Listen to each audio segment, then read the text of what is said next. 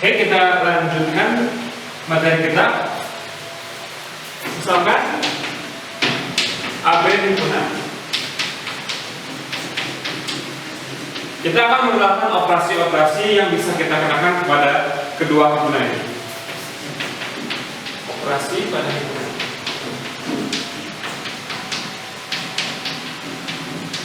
Yang pertama, kita bisa mengiriskan dua buah himpunan. Oke, secara gambar, secara visual, jika lingkaran pertama adalah himpunan A, yang kedua himpunan B, irisan B ini menyatakan himpunan semua unsur-unsur yang sekaligus berada di A dan di B. X di A dan X di B. Yang mana? Unsur yang sekaligus berada di A juga di B. Tentunya yang kemudian yang kedua, kita bisa menggabungkan dua buah himpunan. Ini adalah koleksi unsur-unsur yang kalau tidak di A, dia di B. X di A atau X di B. Jadi kita punya A, jadi kita punya B. Kalau tidak di sini, kalau tidak di A, ya di B. Berarti ini gambar daerah yang dihasil menyatakan himpunan gabungan dari A dan B. Berikutnya kita bisa melakukan pengurangan. A dikurangi dengan B. Jadi isinya himpunan semua unsur yang berada di A, tapi dan X-nya tidak di B. Pada buku textbook yang lain, mungkin Anda akan jumpai himpunan ini juga dinyatakan sebagai A himpunan B. Yang berikutnya, kita bisa melakukan perkalian kartesius. Dari dua himpunan A dan B, kita bisa kumpulkan semua pasang bilangan yang komponen pertamanya berada di A, X ada di A, dan yang komponen keduanya ada di B.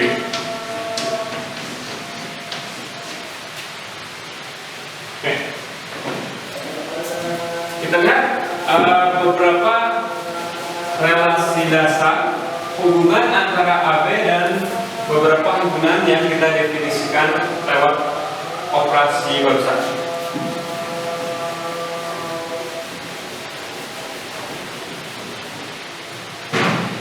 Oke, yang pertama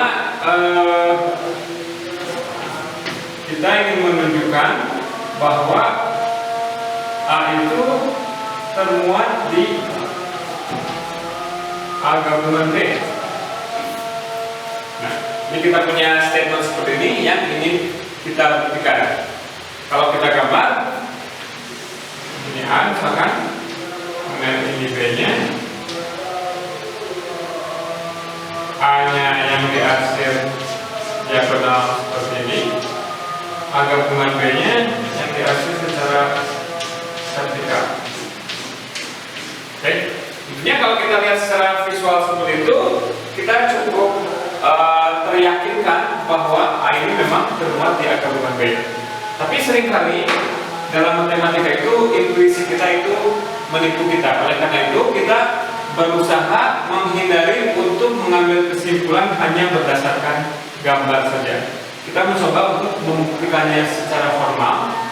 Ya, pada mulanya kita melakukan seperti itu. Tapi nanti ada kali ulur antara apakah kita apakah kita lebih besar menggunakan bukti formal ataukah kita lebih mengandalkan intuisi kita.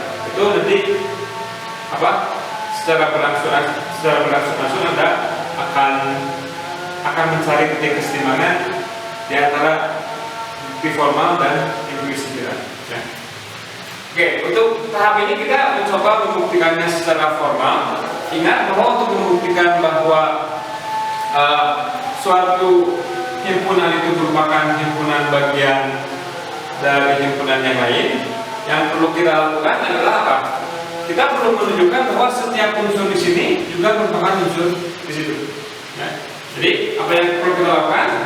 Ambil, ini buktinya. Ambil sebarang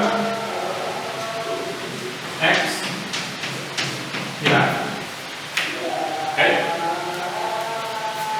Karena X ya,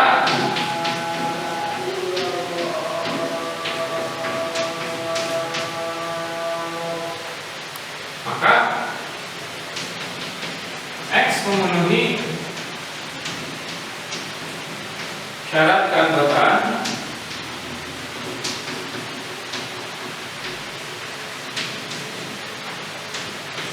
A gabungan B. Yang tadi syaratnya apa? Bahwa dia di A atau di B. Kan? Ya, memang ini sebetulnya semacam pernyataan yang obvious, tapi kita berusaha hati-hati agar kita tidak keliru untuk menyimpulkan. Ya. Berarti karena X-nya memenuhi anggota A gabungan B, jadi A gabungan B, dan sebagai konsekuensinya A termuat di A gabungan B. Oke, mungkin ini adalah kali terakhir Anda perlu membuktikan bahwa A itu termuat di A gabungan B. Setelah itu kita boleh memakainya, ya, tanpa perlu membuktikannya kembali.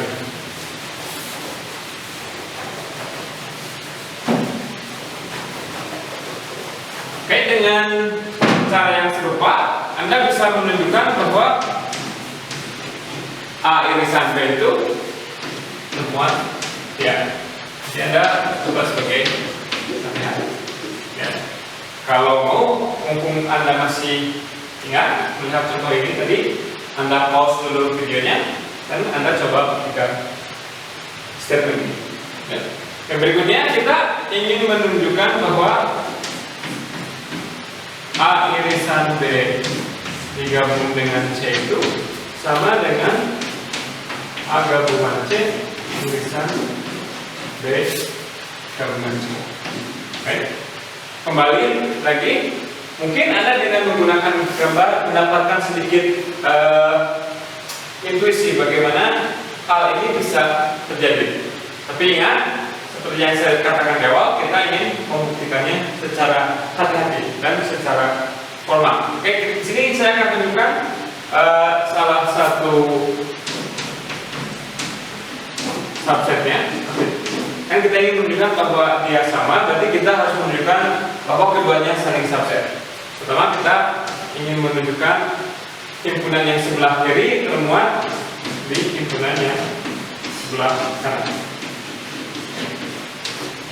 Oke, gimana tadi caranya? Untuk menunjukkan satu himpunan termuat di himpunan yang lain, perlu kita tunjukkan bahwa setiap kali kita mengambil unsur di sini, dia pasti ada di sini juga. Ya. Ini kita ambil X sebarang kembaran sebarang. Oke. Ingat lagi definisi gabungan.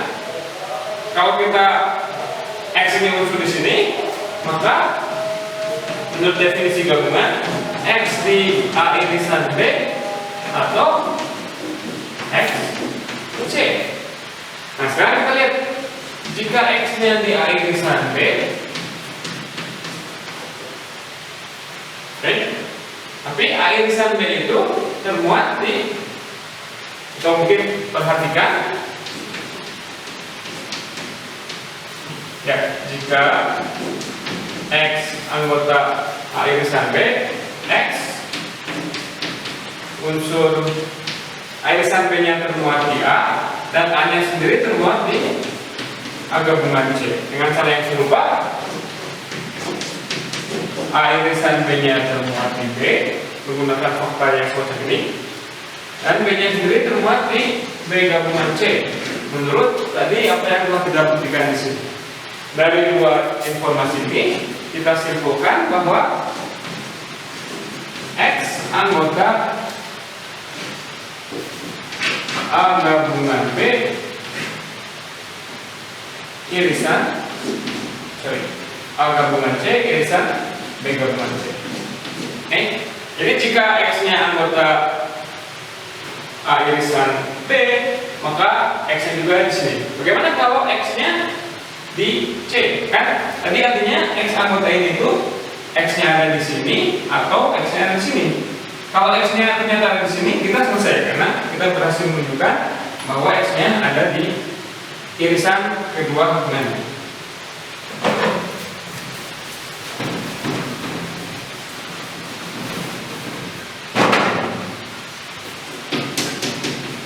Jika X-nya ada di C, maka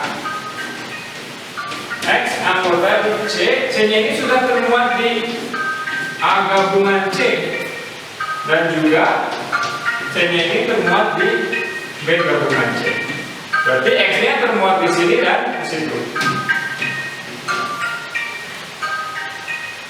Jadi X termuat di A gabungan C iris B gabungan C. Jadi nggak peduli apakah X-nya ada di irisan B atau X-nya ada di C, kedua-duanya mengakibatkan X-nya ada di sini. Nah, demikian untuk setiap situasi, untuk setiap kasus X anggota A gabungan C iris B gabungan C. Jadi kita berhasil menunjukkan bahwa himpunan yang kiri ini termuat di himpunan yang kanan. Untuk subset yang sebaliknya, himpunan yang kanan termuat di yang kiri, saya serahkan kepada Anda sebagai